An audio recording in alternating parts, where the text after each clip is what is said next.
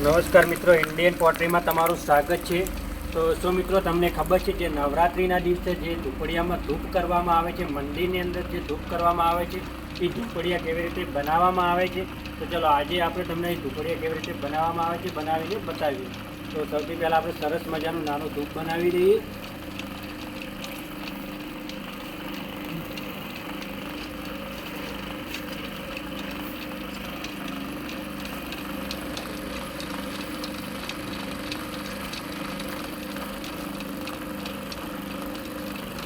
તો મિત્રો આ રીતે તેને ઝૂંપડિયાને બનાવવામાં આવે છે અને મંદિરની અંદર આના અંદર ધૂપ કરવામાં આવે છે અને નવરાત્રિમાં બહુ વધારે વેચાય છે। આ નવરાત્રિની જ્યારે પણ સિઝન આવે ત્યારે આ બહુ વેચાય છે।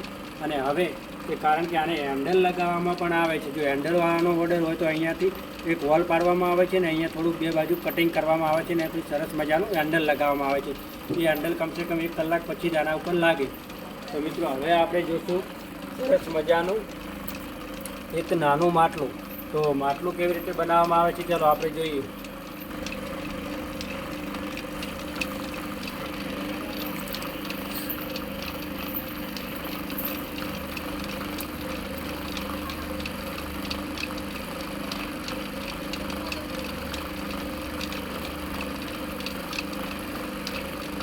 તો મિત્રો આ રીતે તે માટલું બનાવવામાં આવે છે નાનું। તો આપણે સરસ મજાનું નાનું માટલું પણ બનાવી દીધું છે, તમે જોઈ શકો છો નાની સાઈઝમાં।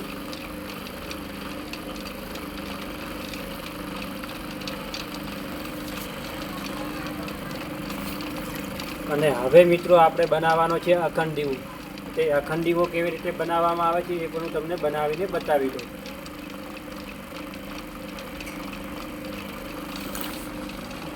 દિવાળીના કોડિયા જોતા તમે વધારે જોયા હશે, પણ અખંડ દીવો હું તમને કેવી રીતે બનાવવામાં આવે છે બનાવીને બતાવું છું। તો સૌથી પહેલાં આપણે આ રીતે વધારે માટી લઈને તેને ગહેરાઈમાં બનાવવામાં આવે છે અને તે ગોળ આકારમાં બન્યા પછી તેને એક દોરાથી કાપીને આ રીતે તેને એક કૂણીઓ બનાવી તેને અખંડ દીપ બોલવામાં આવે છે। અહીંયા રૂ રાખી અંદર તેલ નાખીને દીવો કરવામાં આવે છે। તો આ રીતે અખંડ દીવા બનાવવામાં આવે છે।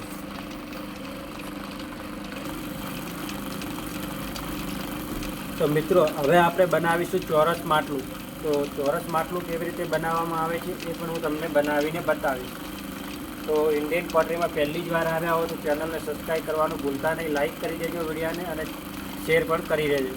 તો ચાલો આપણે હવે જોઈએ ચોરસ માટલું કેવી રીતે બનાવવામાં આવે છે। તો સૌથી પહેલાં જે નીચેવાળી માટી છે આપણે ઉપર ખેંચીને લાવવાની છે અને ઉપર એક ધાર કાઢવાની છે સરસ મજાની। તો તમે અહીંયા જોઈ શકો છો એક ધાર મેં કાઢી છે અને ઉપરથી જે પણ કાંટો છે તેને ચોરસમાં બનાવવાનો છે પટ્ટીવાળો। તો આ રીતે તેને બનાવવામાં આવે છે। હવે પાછી એક નીચેથી માટી આપણે ઉપાડવાની છે અને એક ધાર નીચે કાઢવાની છે એટલે વચમાં બની ગઈ એક પટ્ટી। તો હવે ચોરસ સરસ મજાનું માટલું તમને દેખાઈ રહ્યું છે અત્યારે। તો આ રીતે તે ચોરસ માટલું બનાવવામાં આવે છે। તો સરસ મજાનું આપણે ચોરસ માટલું બનાવી દીધું છે। તો મિત્રો અહીંયા આના ઉપર લાલ કલર લગાવ્યા પછી ડિઝાઇન લગાવ્યા પછી અને પાક્યા પછી એકદમ સરસ મજાનું આપણું આ માટલું દેખાય છે। તો આ માટલું કેવું લાગ્યું તમે કમેન્ટમાં જરૂર મને જણાવજો। તો મિત્રો હવે જે મુહૂર્તમાં જે કુલડી મૂકવામાં આવે છે નાની, તો નાની કુલડી કેવી રીતે બનાવવામાં આવે છે ચાલો આપણે એ જોવાની છે। તો સૌથી પહેલાં આપણે થોડી જ માટી લેવાની છે, જેમ કે આપણે જે માટલું પેલું મોટું બનાવ્યું તે નાની કુલડી બનાવવાની છે ગોળ આકારમાં। આ પણ દિવાળી ઉપર બહુ જ વેચાય છે કારણ કે જે મુહૂર્તના કામ કરવાના દિવાળી ઉપર નવરાત્રિ ઉપર તો આ રીતે નાની કુલડ બનાવવામાં આવે છે ને તેનો નવરાત્રિ અને દિવાળી પર બહુ તેની સિઝન રહે છે અને બહુ સારા વેચાય પણ છે। તો આ રીતે બનાવવામાં આવે છે।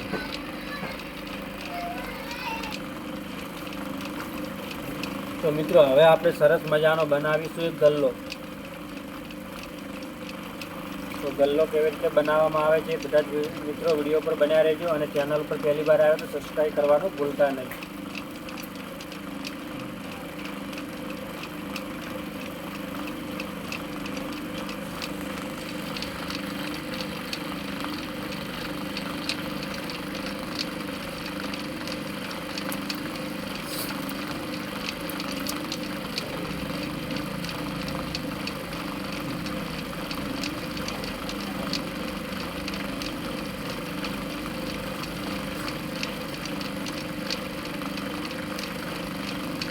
તો આ આપણે અલગ ડિઝાઇનમાં બનાવ્યો છે.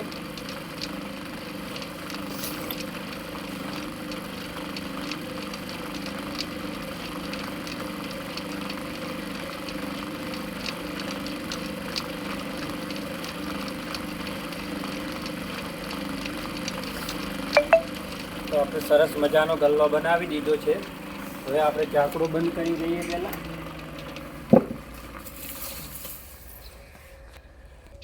તો મિત્રો હવે આ ગલ્લા ઉપર આપણે સરસ મજાની ડિઝાઇન લગાવીશું.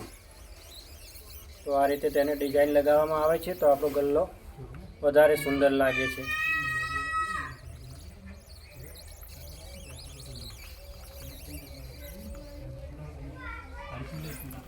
હવે આના ઉપર વોલ લગાવવામાં આવે પણ કમસે કમ 1 કલાક પછી વોલ લાગે છે. તો મિત્રો આજના વિડીયો તમને કેવો લાગ્યો? વિડીયો પસંદ આવ્યો તો લાઇક સબસ્ક્રાઈબ કરી દેજો. ફરી મળીશું નવા વિડીયોમાં અને કમેન્ટમાં બતાવજો સૌથી વધારે આઈટમ તમને કઈ પસંદ આવી. ચલો ઓકે બાય, ફરી મળીશું.